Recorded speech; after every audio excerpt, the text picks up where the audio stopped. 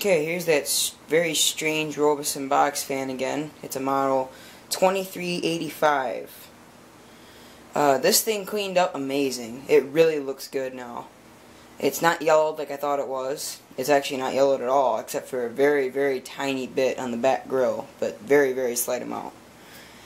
One thing I'm not too fond of this fan to begin with is the fact that it's from '87 and they're already putting smaller vents in front of the motor to make it not last as long.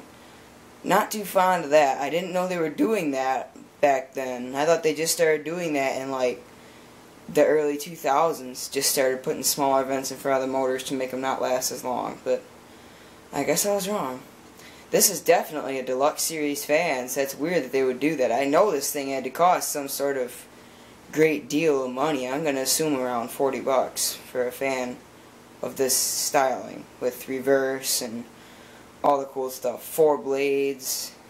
This thing's really, really cool looking with the 4 blades, and it has just an awesome sound to it.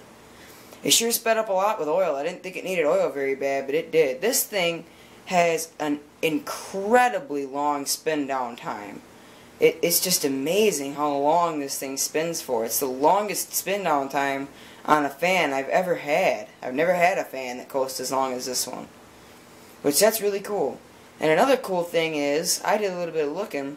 I have that strange 1987 Kmart K223 with the little 1.2 amp Samsung motor. This uses the same motor, just a reversible version of it. It's the exact same motor, even the exact same size. Other than the covers are a tiny bit longer. I'm assuming it's probably got that because it has to have a few more windings in order to be reversible. And I'm sure it has to have some type of a little bit more power to run these big old blades. But anyway, that's it for this video. So, as usual, thank you for watching. And I hope all you guys enjoyed.